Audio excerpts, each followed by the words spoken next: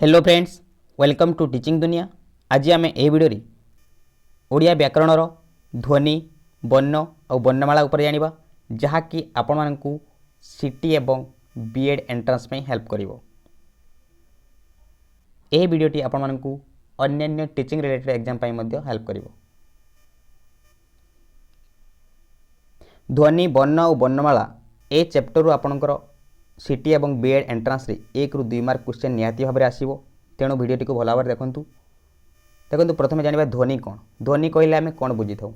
ध्वनि हूँ एक प्रकार नाद बा शब्द। ध्वनि कहले आम कौन बुझी था। ध्वनि गोटे नाद बा शब्द गोटे बोली बुझी था। तापर देखिए वर्ण कौन। वर्ण देखो वर्ण कहले आम कौन बुझी था। ध्वनिर लिखित रूप। जो ध्वनिर लिखित रूप को आम लिपि बा वर्ण बोली कही था। ध्वनिर सांकेतिक रूप कहले चलो। ध्वनिर सांकेतिक रूप को आम लिपि बा वर्ण बोली कही था। तापर देखिबा ध्वनि केते प्रकार। ध्वनि हूँ 2 प्रकार। गोटे हूँ स्वर ध्वनि आ गोटे हूँ व्यंजन ध्वनि। ये भाव में 2 भाग में विभक्त कराई ध्वनि को। प्रथम जाना स्वर ध्वनि कौन। देखिए स्वर ध्वनि आम कौन। स्वर ध्वनि कहले कौन बुझ माने जो ध्वनि गुड़िक उच्चारण समय मुखरंध्र और गलगोहर मध्य फुस्फुस निर्गत वायु बाधा न पाई उच्चारित होता है। जो ध्वनि उच्चारण समय फुस्फुस जो निर्गत वायुटा बाधा न पाई उच्चारित होता है ताकू कहबा स्वर ध्वनि। देखो ओडिया भाषा टोटाल स्वरध्वनि 8टी स्वरध्वनि रही। स्वरध्वनि 2 भाग में विभक्त। गोटे हूँ शुद्ध व मौलिक स्वर आ गोटे हूँ संयुक्त स्वर। देखो शुद्ध व मौलिक स्वर कोटा अ आ हर्षई हर्षऊ ए आउ ओ यहाँ हूँ शुद्ध व मौलिक स्वर। आ गोटे हूँ संयुक्त स्वर। संयुक्त स्वर कोटा ऐ आउ औ ये 2टा हूँ संयुक्त स्वर। एमती टोटाल 8टी स्वरध्वनि रही। शुद्ध मौलिक स्वर रही 6टी। संयुक्त स्वर रही 2टी। एमती टोटाल 8टी स्वरध्वनि रही। तापर देखंतु व्यंजन ध्वनि। व्यंजन ध्वनि कहले आम कौन बुझू।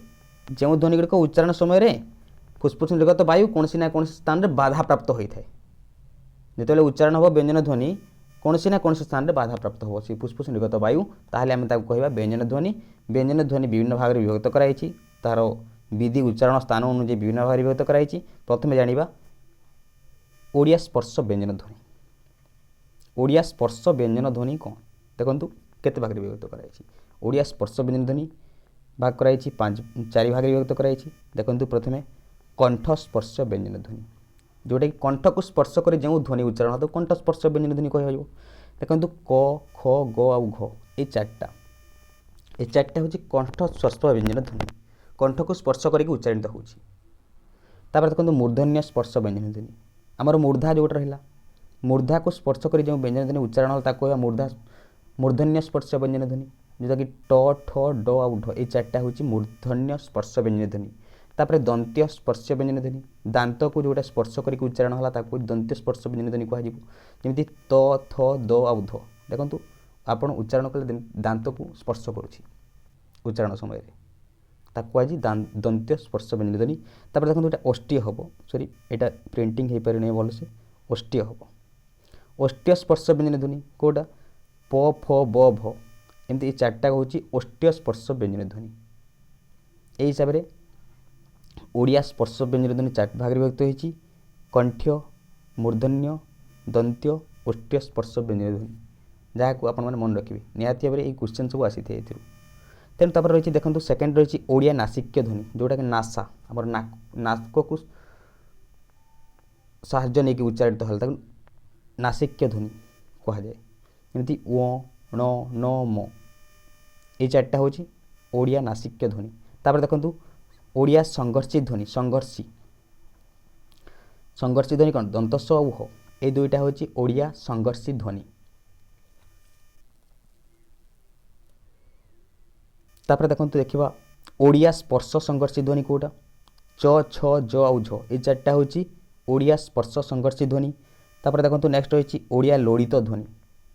ओडिया लोड़ित ध्वनि कोटा रही ओडिया लोड़ित ध्वनि रही र। क्वेश्चन आसी थाए र कि प्रकार ध्वनि क्वेश्चन आसो आप जानी निश्चित भाव में करें। रोटा हूँ ओडिया लोड़ित ध्वनि। लोड़ित ध्वनि तापर देखो रोचे पार्श्विक ध्वनि। पार्श्वी ये तालबेश हम कहीं मुझे प्रिंट कर जो टाइप कर मोबाइल से सब सुविधा नहीं तेणु एमती हो जाऊँगी। ओडिया पार्श्विक ध्वनि ल आउ ल ए दुईटा होची ओडिया पार्श्विक ध्वनि। तापर देखंतु उत्क्षिप्त ध्वनि ड आउ ढटा जोटा होची उत्क्षिप्त एटा तो हबो उत्क्षिप्त ध्वनि ड आउ ढ ए दुईटा होची उत्क्षिप्त ध्वनि। तापर होची ओडिया अर्धस्वर। ओडिया अर्धस्वर कोटा जियो यो आउ ओ ए दुईटा होची ओडिया अर्धस्वर। एमती एटा टोटाल जो व्यंजन ध्वनि रही ए हिसाब रे भाग है टोटाल जो देखा ताहले ओडिया रे व्यंजन ध्वनि रही 33 टी व्यंजन ध्वनि रही आ स्वर ध्वनि रही 8 टी 33 प्लस 8 समान केतेटा हला 41 41 टी ध्वनि ओडिया रे उच्चारित होउची। देखो जो व्यंजन ध्वनि रही व्यंजन ध्वनि 6 टी व्यंजन ध्वनि उच्चारण हेउ नाही टोटाल 39 टी व्यंजन ध्वनि रही किंतु 6 टी व्यंजन ध्वनि उच्चारण नाही। तापर देखो रही फ्रेंड्स आपको ये वीडियो जो निश्चय भल लगे निश्चय लाइक कर दिंतु कहीं लाइक कर मत भी खुशी लगे शेयर कर दिए फ्रेंड्स को जब सब्सक्राइब करना सब्सक्राइब चैनल को करदे। तापर देखो नेक्स्ट देखा आम प्रथम जाना आम ध्वनि ध्वनि डिटेल जाना ध्वनि क्यों ध्वनि को जो भाग कराई विभिन्न भाग में से जाना। तापर बर्तमान आम जाना वर्णमाला। वर्णमाला कौन देखो वर्णमाला जो रही ओडिया रे वर्णमाला उपर बर्तमान जाना वर्णमाला। वर्णमाला देखो दिभाग विभक्त होती गोटे हूँ स्वरवर्ण आ गोटे हूँ व्यंजन वर्ण। वर्णमाला दुई प्रकार स्वरवर्ण और व्यंजन वर्ण। देखो स्वरवर्ण स्वरवर्ण केतटा अक्षर रही देखो स्वरवर्ण रही 11टा अक्षर टोटाल रही 11टा अक्षर रही स्वरवर्ण। देखो स्वरवर्ण कहले आम कौन बुझू जो वर्ण गुड़िक अन्यर साहाय्य न नहीं आपे आपे उच्चारित होती से स्वरवर्ण बोली कहुए माने जो ध्वनि गुड़िक आपे आपे उच्चारित होती कौन से वर्णर साहाय्य न नहीं उच्चारित होती कहुए स्वरवर्ण। तापर देखो रही स्वरवर्ण दिभाग विभक्त होती गोटे शुद्ध स्वर आ गोटे हूँ संयुक्त स्वर। देखो शुद्ध स्वर टोटाल 11टा रही स्वरवर्ण। प्रथम रही देखो शुद्ध स्वर। शुद्ध स्वर जो रही जिह्वा और ओठर परिवर्तन हुए ना जिह्वा और ओठर कौन परिवर्तन हुए ना सेटा हूँ शुद्ध स्वर। देखो अ आ हर्षई दीर्घई हर्षऊ दीर्घऊ रु ए ओ ये जो रहा ये सब को कहुए शुद्ध स्वर। 9टा हूँ शुद्ध स्वर ये 9टा को कहुए शुद्ध स्वर। तापर देखो संयुक्त स्वर। संयुक्त स्वर कौटा जोटा कि जिह्वा आउ ओठर परिवर्तन हुए जिह्वा आउ ओठर परिवर्तन हुए ताकू आम संयुक्त स्वर बोली कही जोटा कि ओई आउ ओ ये दुईटा हूँ संयुक्त स्वर। एमती टोटाल 11टा स्वर ध्वनि रही। तापर आउ स्वरवर्ण को मध्य हर्ष स्वर और दीर्घ स्वर हिसाब से भाग कर अ हर्षई हर्षऊ आउ रु ये 4टा हूँ हर्ष स्वर हर्ष स्वर आउ बाकी जहाँ रहा सबको दीर्घ स्वर बोली कहुए एमती भाग होती किंतु आपण मैंने शुद्ध स्वर और संयुक्त स्वर भी मन रखिए कहीं हर्ष स्वर दीर्घ स्वर क्वेश्चन आसी थाए 4टा रही हर्ष स्वर बाकी 7टा हूँ दीर्घ स्वर। तापर देखिए व्यंजन वर्ण। देखो व्यंजन वर्ण टोटाल केते अक्षर अच्छी व्यंजन वर्ण टोटाल 39 अक्षर अच्छी। देखो प्रथम जानिया व्यंजन वर्ण कहले कौन बुझ जो वर्ण गुड़िक स्वरवर्ण साहाय्य व्यतीत उच्चारित हो पारती ना से गुड़िक व्यंजन वर्ण कहुए। देखो स्वरवर्ण नहीं कि उच्चारित होती जो वर्ण गुड़िक स्वरवर्ण साहाय्य नहीं उच्चारित होती से गुड़िक आम व्यंजन वर्ण बोली कही था से स्वरवर्ण व्यतीत उच्चारित हो पारती ना। देखो व्यंजन वर्ण दुई प्रकार गोटे हूँ वर्गीय व्यंजन आ गोटे हूँ अवर्गीय व्यंजन। वर्गीय व्यंजन 25 अक्षर अवर्गीय व्यंजन 14 अक्षर एमती टोटाल हूँ 39 अक्षर रही व्यंजन वर्ण। तापर देखो वर्गीय व्यंजन। वर्गीय व्यंजन को भाग कराई 5 भाग विभक्त कराई। देखो वर्गीय व्यंजन 5 भाग विभक्त कराई। वर्गीय व्यंजन 25 अक्षर टोटाल 5 भाग विभक्त कराई। देखो क वर्ग क वर्ग च वर्ग ट वर्ग आ त वर्ग आ प वर्ग एमती 5 भाग विभक्त कराई। क वर्ग को कंठ्य वर्ग बोली कहुए क ख ग घ ङ सेटा हूँ कंठ्य वर्ग। च वर्ग देखो तालव्य वर्ग छ छ ज झ न्य। ट वर्ग रही मूर्धन्य वर्ग ट ठ ड ढ मूर्धण। तापर त वर्ग रही दंत्य त थ द ध दंतन। तापर रही प वर्ग। देखो प वर्गटा कौन रही देखो प फ ब भ म एमती एटा को ओष्ठ्य वर्ग बोली कहुए। क्वेश्चन आसी थे ओष्ठ्य कंठ्य तालव्य मूर्धन्य दंत्य ओष्ठ ये जो 5 भाग विभक्त कराई आप निश्चित मन रखिए कहीं गोटे वर्ण देदेव से कि वर्ण बोली क्वेश्चन आसो तापर से करेंगे सेमती। तापर देखो रही अवर्गीय व्यंजन। अवर्गीय व्यंजन टोटाल 14टी अक्षर रही। अवर्गीय व्यंजन 3 प्रकार अंतस्थ वर्ण उष्म वर्ण और जोगवाह वर्ण एमती 3 भाग विभक्त कराई अवर्गीय व्यंजन को। जो 14टी रही अवर्ग व्यंजन देखो अंतस्थ वर्ण देखो ज य र ल आ उ यहाँ हूँ अंतस्थ वर्ण देखो यही सब हूँ ज र ल ल उ हूँ ये टोटाल हूँ अंतस्थ वर्ण कौटा अंतस्थ वर्ण क्या कहवा आम जोटा कि स्वरवर्ण और व्यंजन वर्णर मध्यवर्ती वर्ण स्वरवर्ण और व्यंजन वर्ण जो रही तार मझिरे जो वर्ण गुड़िक रहा से अंतस्थ वर्ण बोली आम कही था। तापर नेक्स्ट हूँ उष्म वर्ण कौन देखो जो वर्ण उच्चारण समय मुखर अधिक उष्ण जात हुए उष्म जो बाहर उष्णता निर्गत हुए ताको आम उष्म वर्ण बोली कही था। देखो तालबेश मूर्धनिश दंतस्थ उक्ष ये सब को आम कह उष्म वर्ण।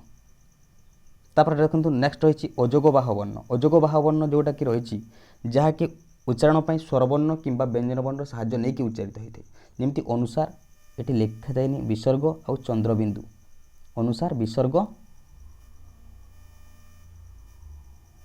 विसर्ग और चंद्रबिंदु ये तीनटा हूँ अजोगवाह वर्ण बोली कहुए एमती टोटाल रही 14टी अवर्ग व्यंजन 14टी अवर्ग व्यंजन और वर्ग व्यंजन 25टी एमती टोटाल रही 39टी व्यंजन वर्ण रही।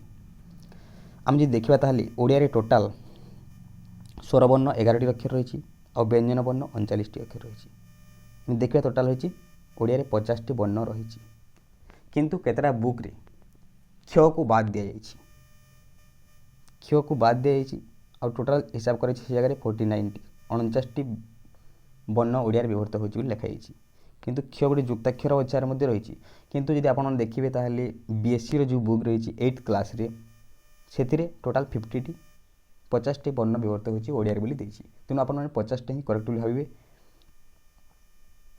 तापर देखो मुझे समरी देखा दूँ देखो वर्णमाला देखो वर्णमाला दुई भाग विभक्त होती प्रथम है स्वरवर्ण तापर हूँ व्यंजन वर्ण देखो स्वरवर्ण दुई प्रकार गोटे हूँ शुद्ध स्वर आ गए हूँ संयुक्त स्वर देखो स्वरवर्ण आहरी मध्य भाग कराई गोटे हूँ हर्ष स्वर आ गए दीर्घ स्वर हर्ष स्वर कौन कौन अ इ हर्ष उ और ये चार्टा हूँ हर्ष स्वर आ दीर्घ स्वर देखो आ दीर्घ इ दीर्घ उ ए ऐ ओ औ एमती टोटाल 7टा जो रहा यहाँ हूँ दीर्घ स्वर। देखो व्यंजन वर्ण जो रही व्यंजन वर्ण दुई भाग व्यक्त होती गोटे हूँ वर्गीय व्यंजन आ गए हूँ अवर्गीय व्यंजन वर्गीय व्यंजन 5 भाग व्यक्त होती पुणी कंठीय वर्ण तालव्य वर्ण मूर्धन्य वर्ण दंत्य वर्ण अष्ट्य वर्ण एमती 5 भाग व्यक्त होती वर्गीय व्यंजन आ अवर्गीय व्यंजन पुणी 3 भाग व्यक्त कर अंतस्थ वर्ण उष्म वर्ण अजोगवाह वर्ण यहीपरि भाव में वर्णमाला को मध्य भाग कराई जहाँकि आपने इजिली मन रखिपारे।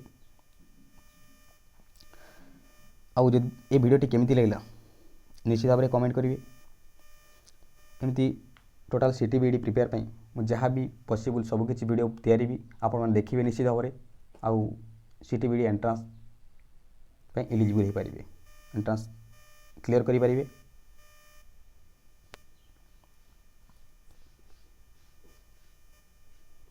लाइक कर दिंतु शेयर कर दिंतु आउ टीचिंग दुनिया यूट्यूब चैनल सब्सक्राइब कर दिंतु जदि एपर्यंत आपने सब्सक्राइब करना। Thank you have a nice day.